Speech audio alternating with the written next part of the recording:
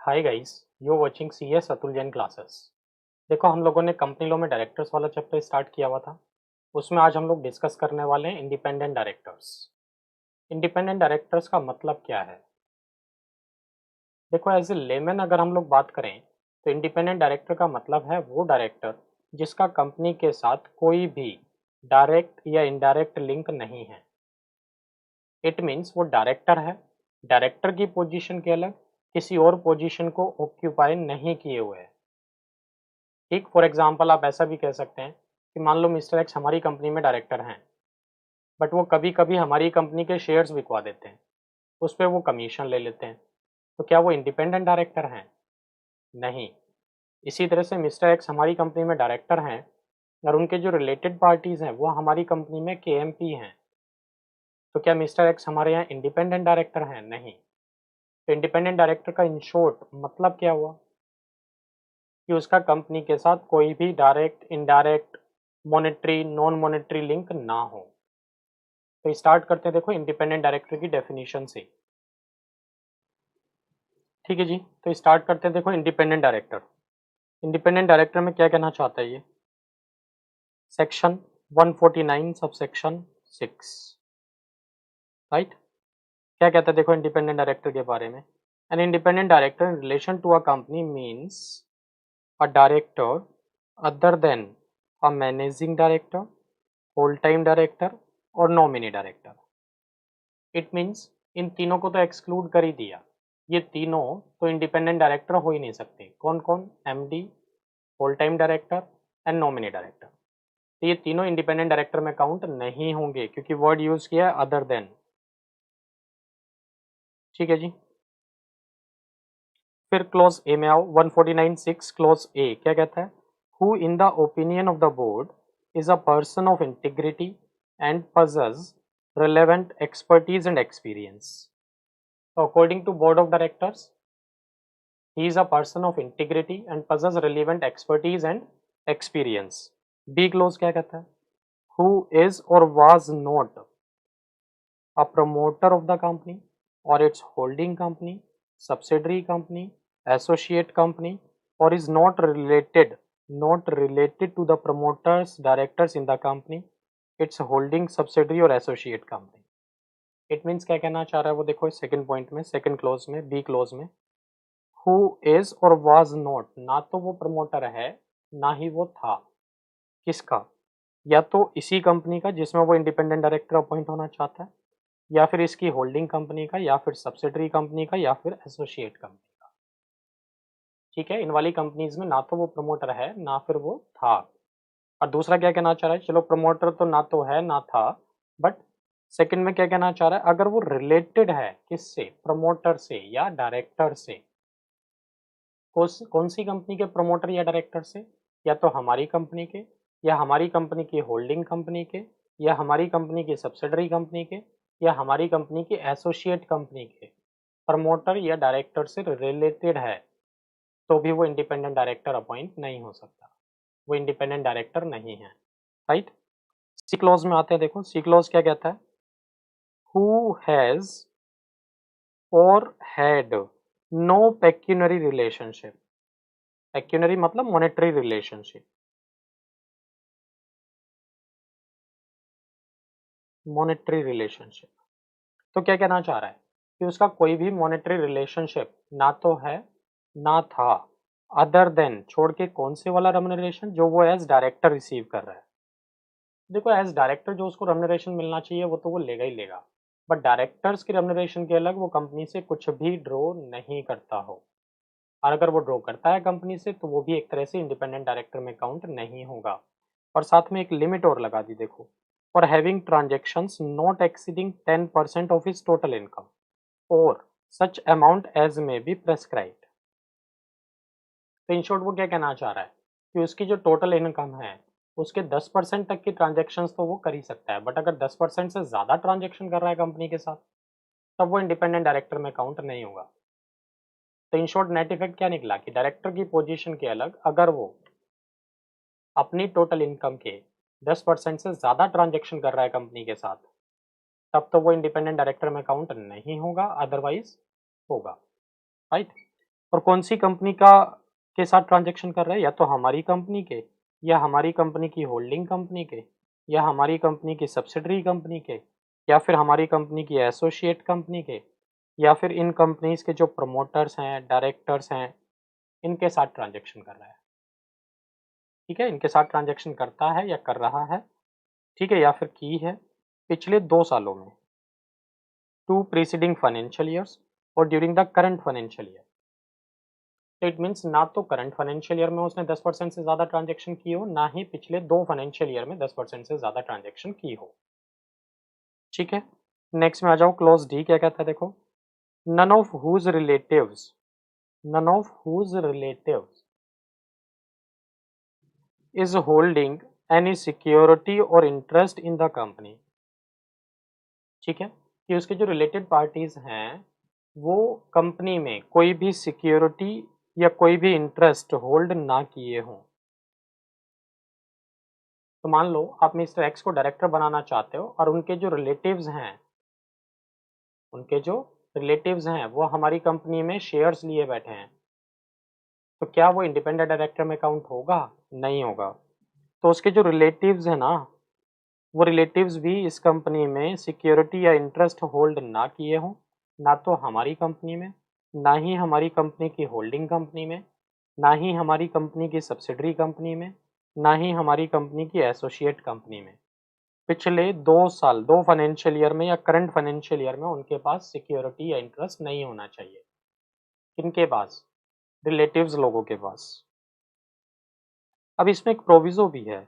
Proviso क्या कहता है कि जो रिलेटिव्स लोग हैं ना भाई, they may hold security or interest in the company of the face value not exceeding 50 lakh rupees or 2% of the total paid up capital of the company,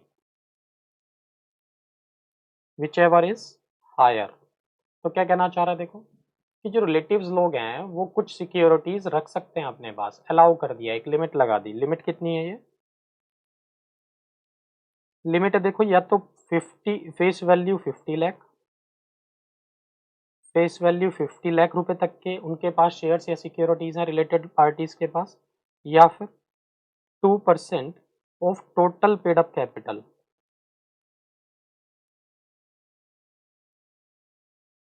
whichever is higher.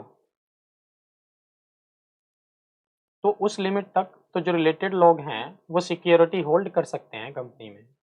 तो मान लो 2% of paid up capital कितना बनता है? 60 लैक्स बनता है।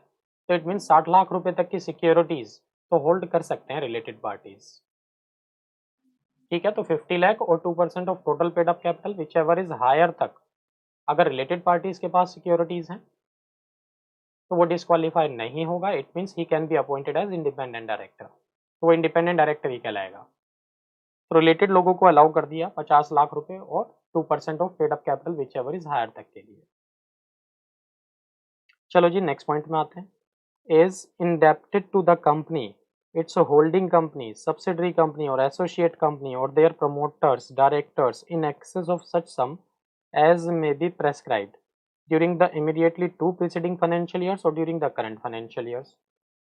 ठीक है, तो क्या कहना चाह रहे हैं इंडेप्टेड टू द कंपनी, मतलब ये हमारी कंपनी है, इस कंपनी से उसने लोन लिया हुआ है कुछ, है ना।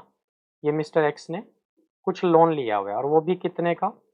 Exceeding the limit as may be prescribed. ठीक है जी, तो जिसने लोन लिया हुआ है कंपनी से, या तो हमारी कंपनी से, या फिर होल्डिंग कंपनी से, या फिर हमारी कंपनी की सब्सिडरी कंपनी, हमारी कंपनी की एसोसिएट कंपनी, या फिर हमारी कंपनी के जो इन कंपनीज के जो प्रमोटर्स हैं, डायरेक्टर्स हैं, इन सबसे लोन लिया है एक लिमिट से ज़्यादा, या तो पिछले 2 फाइनेंशियल ईयर्स में या करंट फाइनेंशियल ईयर में, तो भी वो इंडिपेंडेंट डायरेक्टर में काउंट नहीं होगा। नेक्स्ट क्या कहता है देखो, who has given a guarantee और प्रोवाइडेड एनी सिक्योरिटी। तो इट मीन्स इस बार इसने लोन नहीं लिया है। ये मान लो हमारी कंपनी है एक्स वाई जेड लिमिटेड, ठीक है, एक्स वाई जेड लिमिटेड,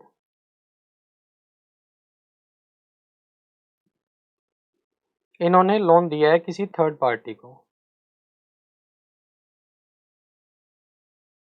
ठीक है जी, और बीच में जो गारंटी दी है वो गारंटी दी है मिस्टर ए ने, ठीक है, गारंटी इन्होंने XYZ लिमिटेड को दी है, या तो गारंटी दी है, ठीक है, या फिर कोई सिक्योरिटी दी है in connection with the independence of a third person.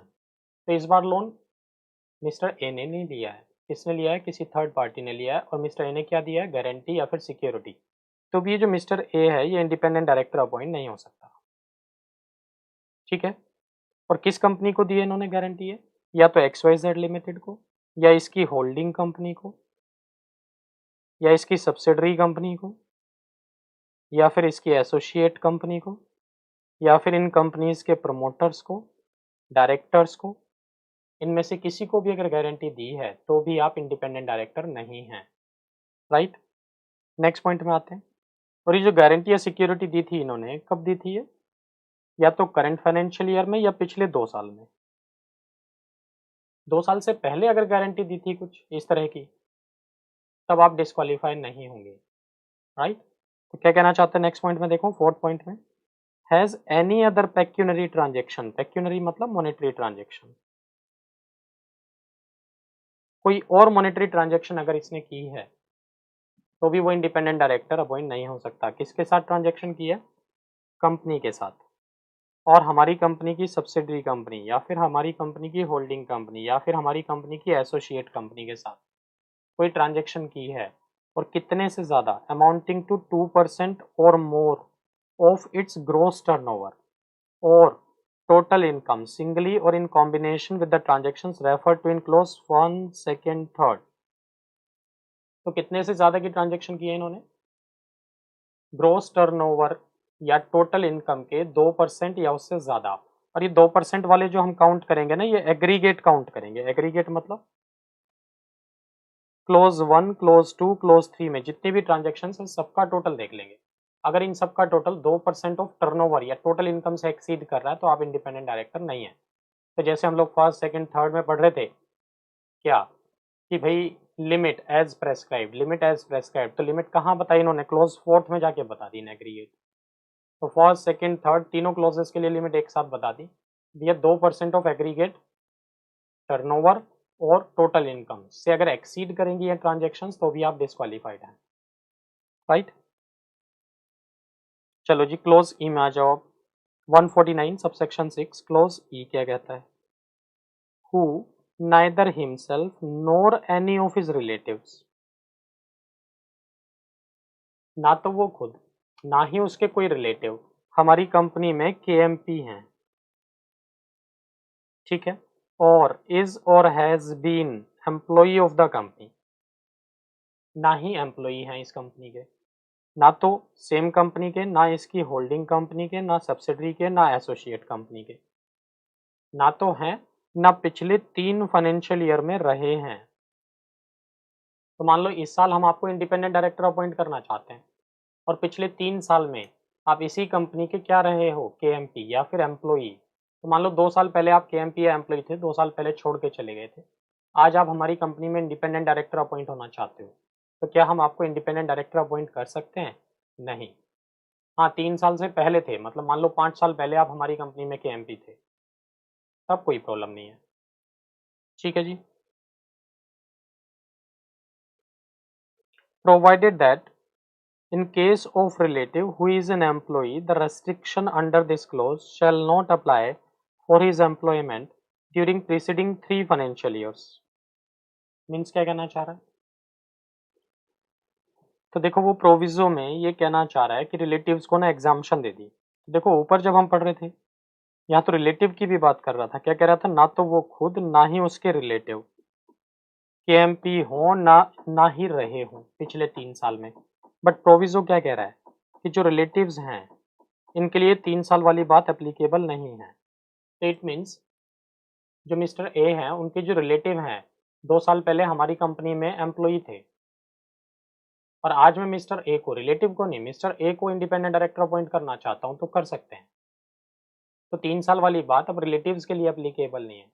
तो मिस्टर ए को अपॉइंट करना चाहते हो इंडिपेंडेंट डायरेक्टर, और वो 2 साल पहले भी हमारी कंपनी में एम्प्लॉई या KMP था, तब तो वो अपॉइंट नहीं हो सकता, बट उसका रिलेटिव हमारी कंपनी में एम्प्लॉई था तो हो सकता है, राइट। नेक्स्ट पॉइंट में आओ, सेकंड पॉइंट में क्या कहता है देखो,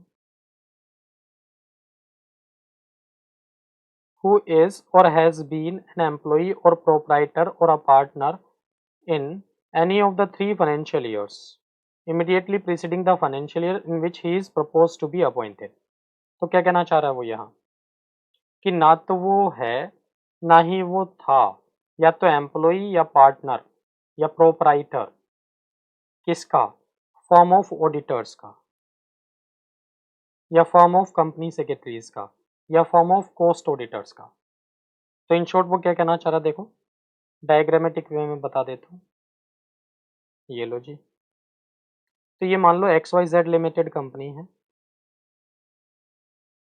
ठीक है, और ये जो XYZ लिमिटेड कंपनी है इनके स्टेचुरी ऑडिटर्स हैं, कोई फॉर्म ऑफ ऑडिटर्स है ना भाई, सीए तो अपॉइंट किया होगा ना, फॉर्म ऑफ सीए तो अपॉइंट कर रखी होगी ना इन्होंने एज ए स्टेचुरी ऑडिटर। तो फॉर्म ऑफ सीए या फिर फॉर्म ऑफ सीएस भी हो सकता है सेक्रेटेरियल ऑडिटर की तरह से, या फिर फॉर्म ऑफ कॉस्ट ऑडिटर्स भी हो सकते हैं।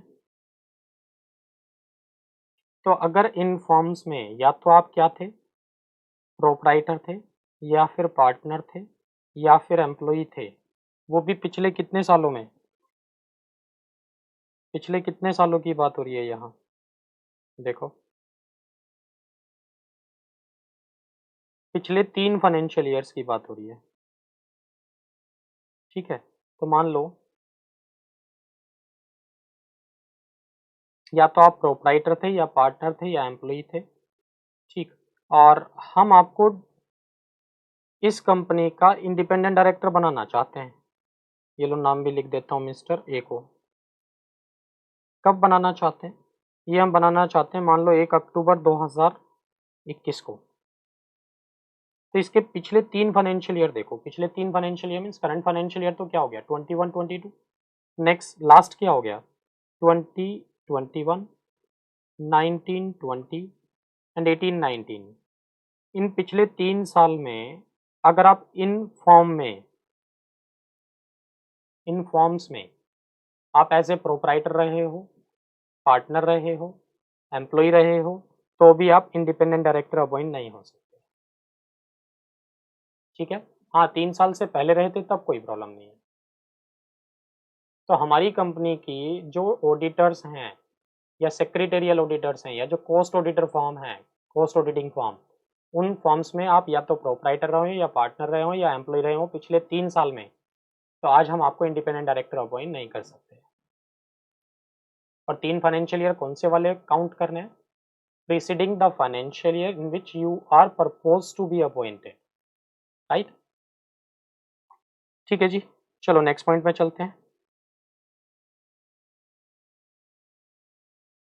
या फिर आप किसी लीगल फॉर्म में या कंसल्टिंग फॉर्म में प्रोपराइटर, पार्टनर या फिर एम्प्लॉय रहे थे पिछले 3 फाइनेंशियल ईयर में, ठीक है, तो भी आप इंडिपेंडेंट डायरेक्टर अपॉइंट नहीं हो सकते, ठीक है। Any legal or consulting firm that has or had any transaction with the company, holding company, subsidiary company, associate company amounting to 10% or more of the gross turnover of such form.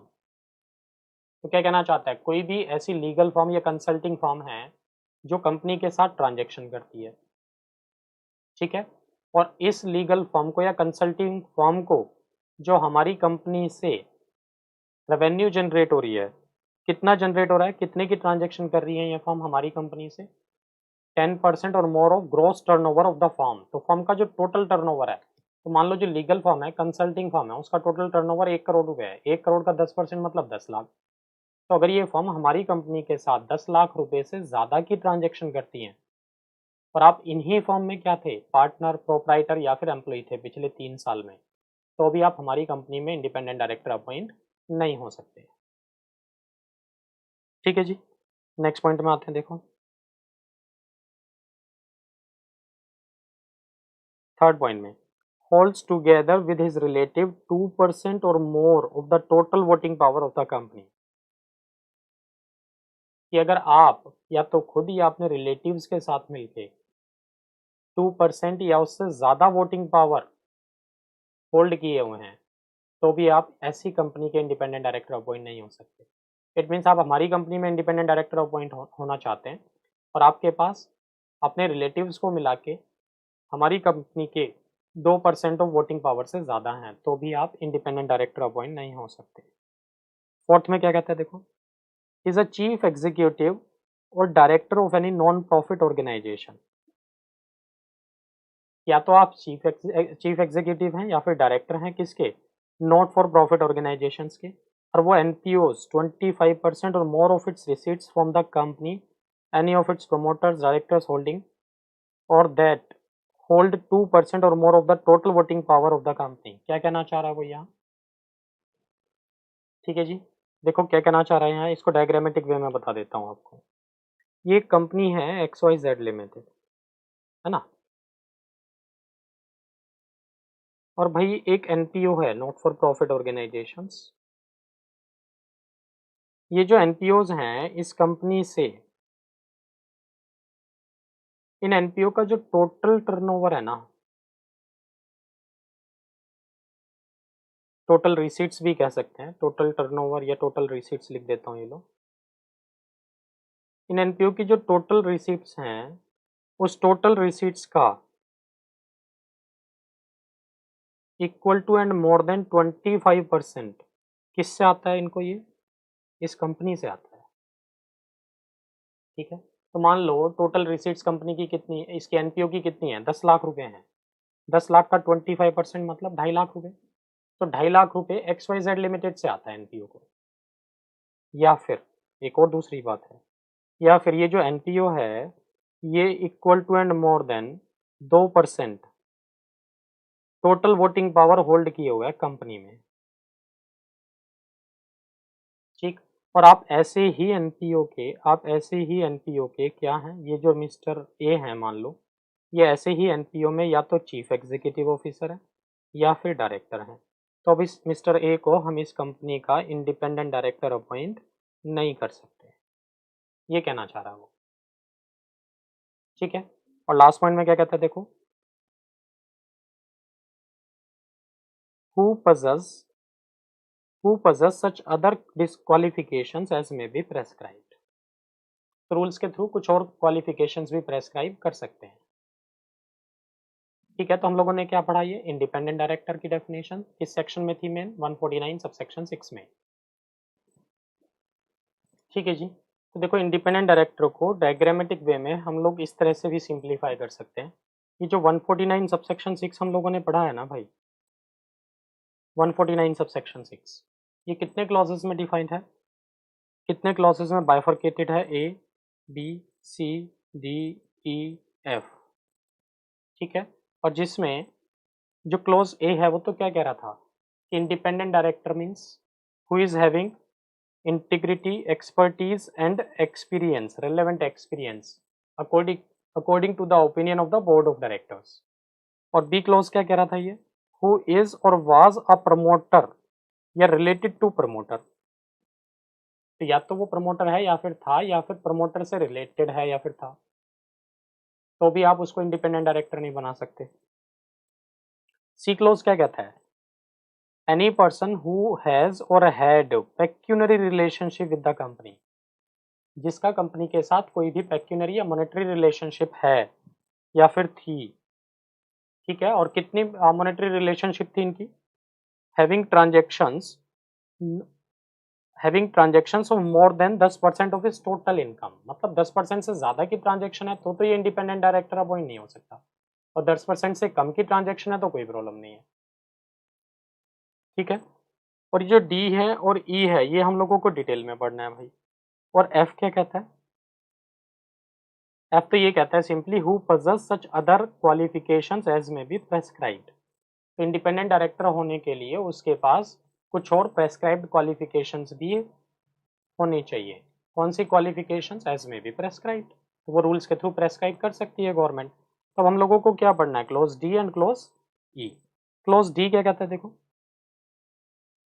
ये कहता है none of his relatives, तो relatives की बात हो रही है कि उसके रिलेटिव्स के पास कंपनी की कोई भी सिक्योरिटी या इंटरेस्ट नहीं हो।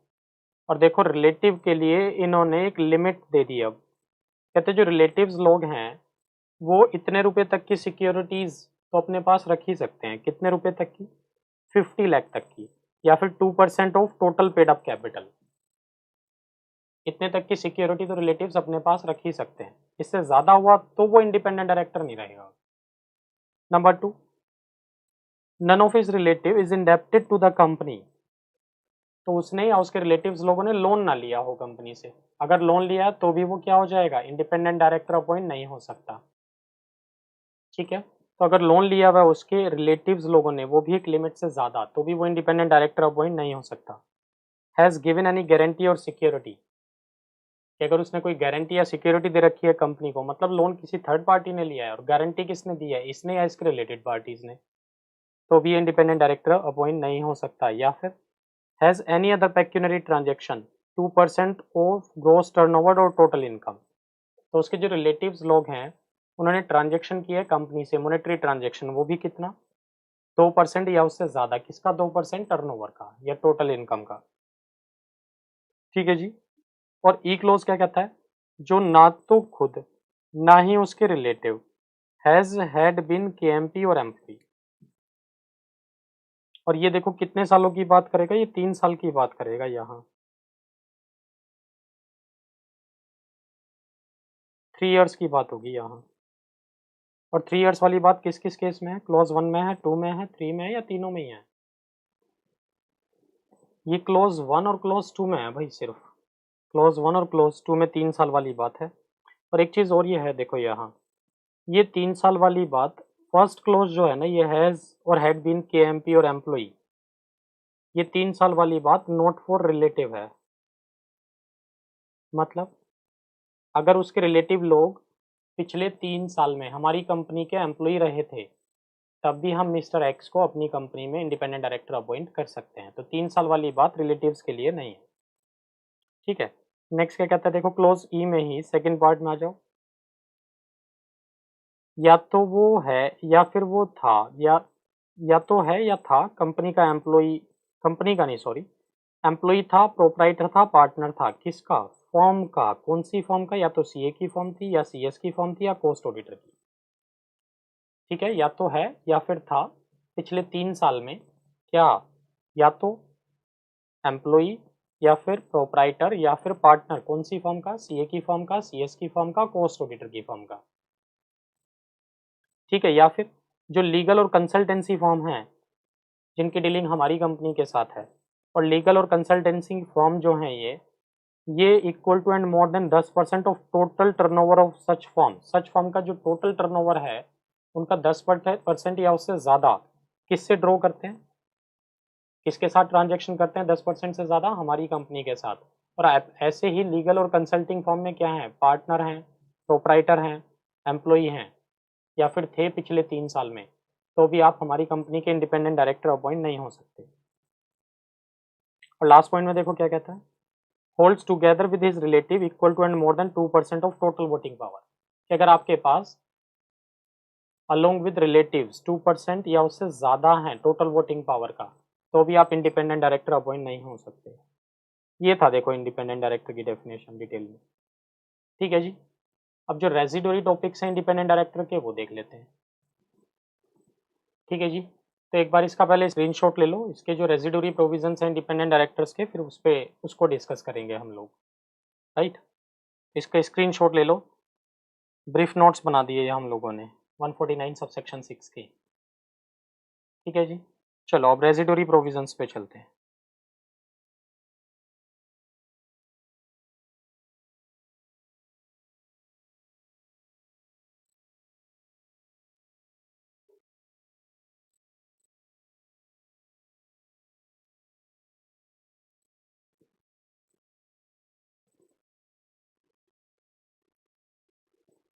देखो जी, नंबर ऑफ इंडिपेंडेंट डायरेक्टर्स की अगर हम बात करें अब, कि एक कंपनी में इंडिपेंडेंट डायरेक्टर्स कितने होना ज़रूरी हैं, तो कितने इंडिपेंडेंट डायरेक्टर्स होना ज़रूरी है, देखो क्या कहता है ये है सेक्शन 149 सब सेक्शन 3।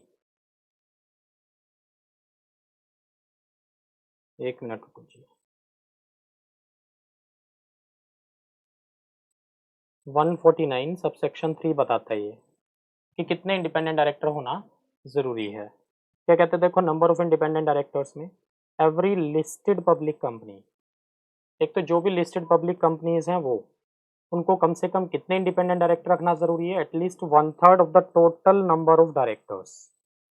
तो मीन्स वो ये कहना चाह रहा है, मान लो हमारी कंपनी पब्लिक कंपनी है और उस पब्लिक कंपनी में टोटल डायरेक्टर 15 हैं, तो 15 का 1/3 कितना होता है भाई? 5। तो इट मीन्स इस 15 में से कम 5 इंडिपेंडेंट डायरेक्टर होना ज़रूरी है। 10 अदर देन इंडिपेंडेंट भी चल जाएंगे, तो कम से कम 5 का इंडिपेंडेंट होना ज़रूरी है, राइट।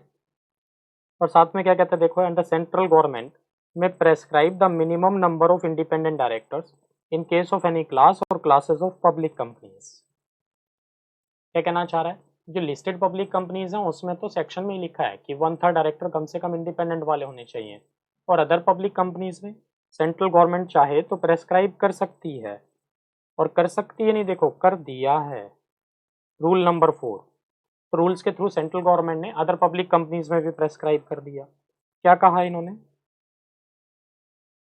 कहते हैं जो अदर पब्लिक कंपनीज बची, मतलब ये जो रूल है ये अनलिस्टेड कंपनी पे अप्लाई हो रहा है, अनलिस्टेड पब्लिक कंपनीज पे, ठीक है। और क्या कहता है? Shall have at least 2 directors as independent directors. कहते हैं जो अनलिस्टेड पब्लिक कंपनीज हैं वो भी इन तीनों में से अगर किसी में भी फॉलो आउट करेंगे तो ऐसी कंपनीज में कम से कम 2 डायरेक्टर कौन से वाले होने चाहिए? इंडिपेंडेंट डायरेक्टर वाले होने चाहिए। कौन सी कंपनीज हैं ये देखो?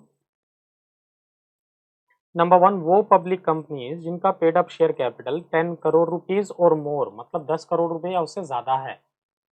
सेकेंड वन वो पब्लिक कंपनीज जिनका टर्नओवर 100 करोड़ रुपीज और उससे ज़्यादा है। तो पहले वाला तो equal to and more than 10 crore की बात कर रहा है, ये तो पेड अप कैपिटल की बात कर रहा है, देखो ये टर्नओवर की बात कर रहा है, और ये एग्रीगेट आउटस्टैंडिंग लोन्स, डिवेंचर्स और डिपॉजिट्स की बात कर रहा है।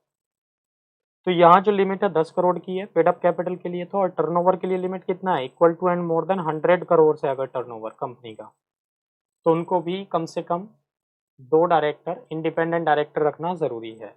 और वो अनलिस्टेड पब्लिक कंपनी जिनका aggregate outstanding loan, debenture, deposits कितना है? मोर देन 50 करोड़ है, तो उनको भी कम से कम 2 डायरेक्टर कौन से वाले रखने हैं? इंडिपेंडेंट डायरेक्टर रखने हैं, राइट। और साथ में ये भी याद रखना, देखो नॉमिनी डायरेक्टर्स इंडिपेंडेंट डायरेक्टर्स नहीं होते, ये तो अभी हम लोगों ने 149 सब सेक्शन 6 में भी पढ़ा था, ठीक है जी। Code for independent director section 149 sub section 8 बताता है। तो कोड ऑफ कंडक्ट कहाँ दिया हुआ इंडिपेंडेंट डायरेक्टर के लिए? शेड्यूल 4th में।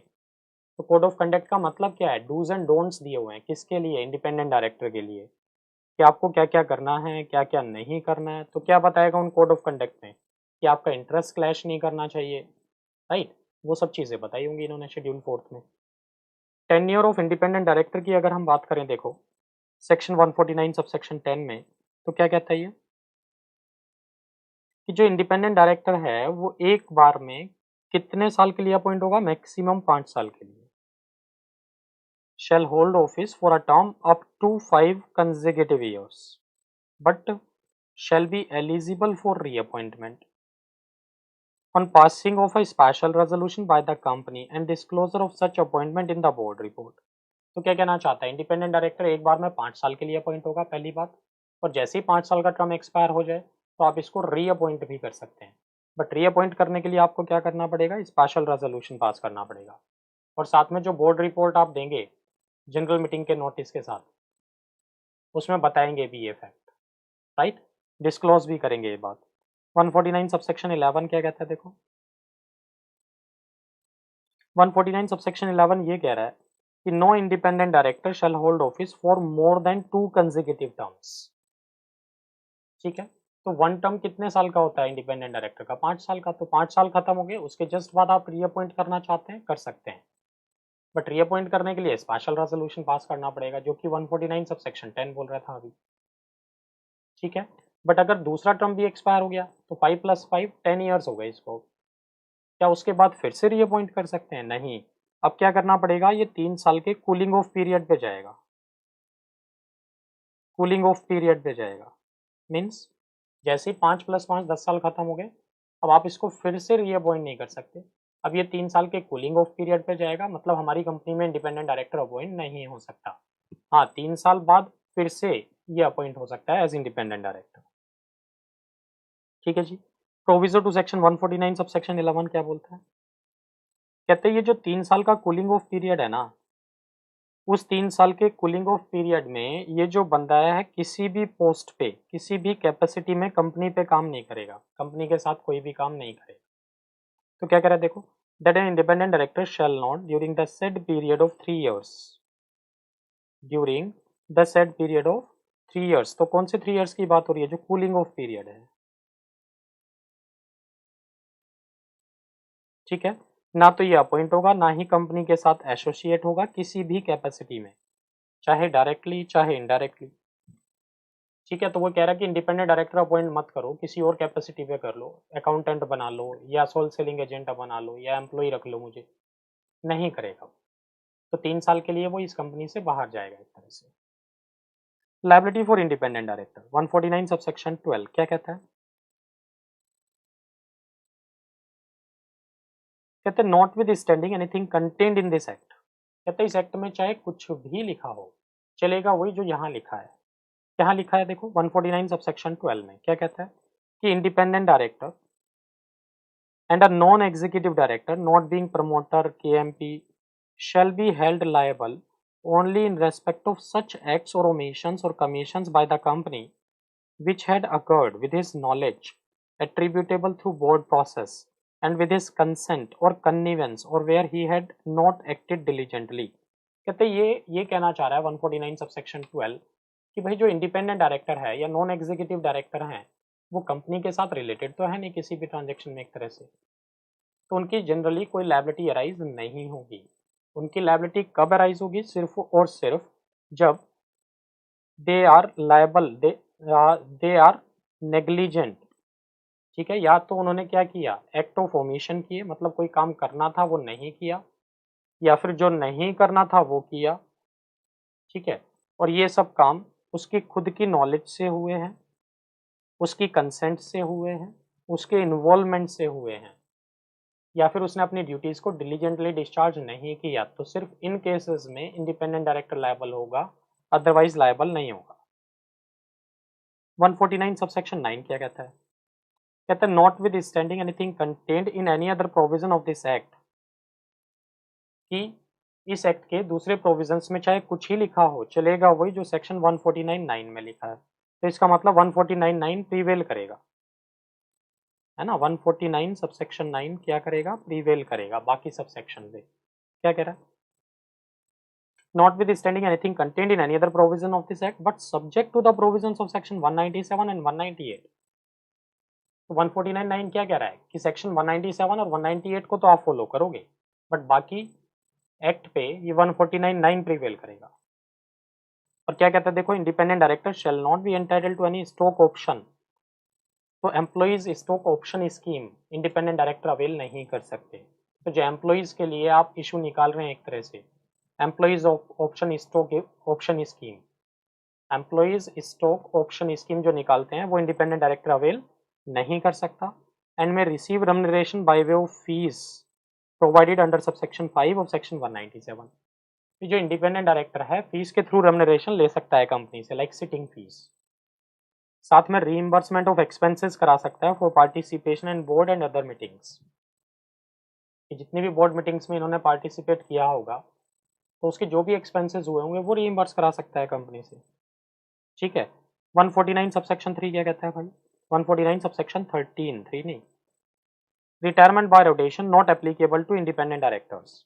इस सेक्शन 152 सबसेक्शन 6 में जो हम रोटेशनल डायरेक्टर वाला कॉन्सेप्ट पढ़ते हैं वो इंडिपेंडेंट डायरेक्टर्स पे अप्लाई नहीं होता है, समझ गए। तो independent directors are not liable to retire by rotation, क्यों? एक बार में 5 साल के लिए अपॉइंट हो रहे हैं वो तो वैसे भी।